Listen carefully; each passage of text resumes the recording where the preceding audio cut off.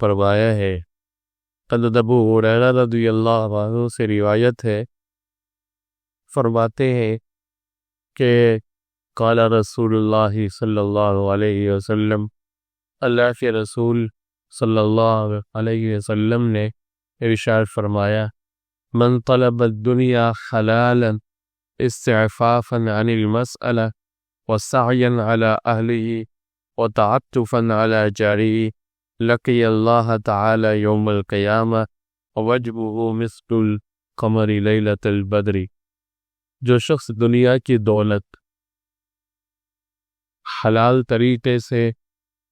اس مقصد سے حاصل کرنا چاہے تاکہ اس کو دوسروں سے سوال نہ کرنا پڑے اور اپنے اہل و عیال کے لیے روزی اور آرام و آسائش کا سامان مہیا کر سکے اور اپنے پڑوسیوں کے ساتھ بھی وہ احسان اور سلوک کر سکے، تو قیامت کے دن وہ اللہ تعالیٰ کے حضور اس شان کے ساتھ حاضر ہوگا کہ اس کا چہرہ 14ویں کی رات کے چاند کی طرح روشن اور چمکتا ہوگا۔ یعنی دنیا میں مال کمانے کا مقصد، حلال کمانے کا مقصد وہ کیا ہو؟ فرمایا کہ اگر وہ اس لیے حلال مال کما رہا ہے تاکہ دوسروں سے سوال نہ کرنا پڑے، بھیک نہ مانگنا پڑے، دوسروں سے مانگنا نہ پڑے، ایک خود حلال مال کیوں کما رہا ہے؟ اس لیے تاکہ دوسروں سے مانگنا نہ پڑے۔ نمبر 2، اس لیے حلال مال کما رہا ہے کہ اپنے اہل و عیال کے لیے روزی اور آرام و آسائش کا سامان مہیا کر سکے، یعنی جو اس کے اہل و عیال ہے ان کو کھلا پلا سکے، ان کے حقوق ادا کر سکے۔ اور تیسرا یہ کہ اپنے پڑوسیوں کے ساتھ بھی وہ احسان اور سلوک کر سکے۔ تو اگر یہ اچھے مقاصد ہیں،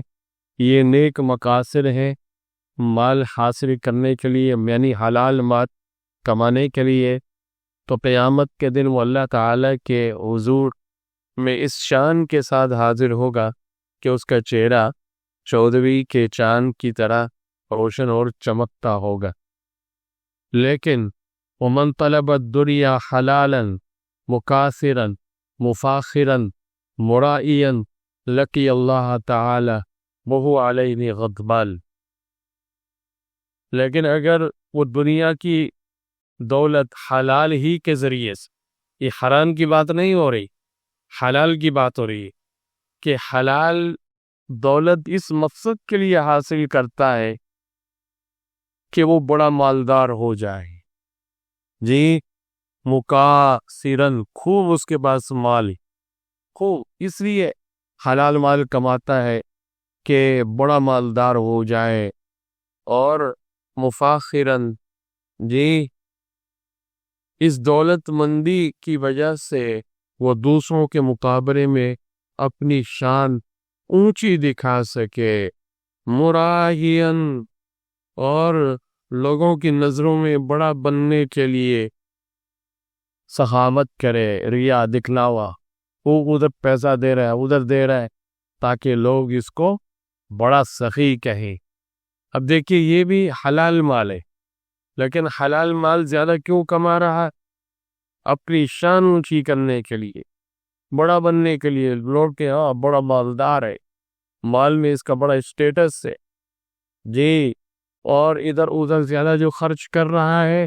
اس مقصد کے لیے کہ لوگ اس کو بڑا سخی کہیں، تو فرمایا کہ وہ اللہ تعالیٰ سے قیامت کے دن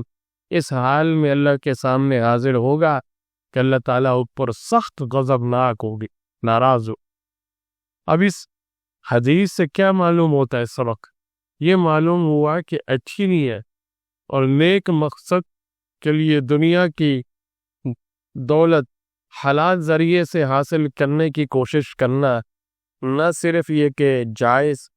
اور مباح ہے، بلکہ وہ اتنی بڑی نیکی ہے کہ قیامت کے دن ایسا شخص جو اللہ تعالیٰ کے حضور جی حاضر ہوگا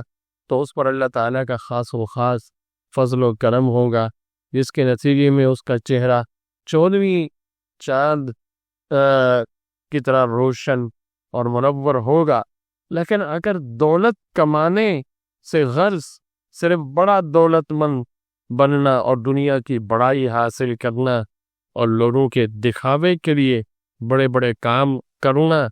ہو تو یہ دولت کمانا اگرچہ حلالی طریقے سے ہو، حلال طریقے سے، تب بھی یہ ایسا گناہ ہے کہ قیامت کے دن ایسے شخص پر اللہ تعالیٰ کا سخت غضب ہوگا. جی یہ تو حلال کی بات ہو رہی تھی، لیکن اگر کوئی بندہ دولت کمائی حرام طریقے سے، ناجائز طریقے سے، تو وہ تو پھر بہت زیادہ سخت تیری اس کے اوپر وبال ہوگا، عذاب ہو. دعا کرنا اللہ رب العالمین ہمیں اس حدیث سے سبق حاصل کرنے کی توفیق نصیب فرمائے. اگر ہم حلال طریقے سے دولت کما رہے ہیں تو یہ ان نیک مقاصد کی نیت کر لیں کہ حلال دولت کمانے کا مقصد یہ ہے کہ لوگوں کے سامنے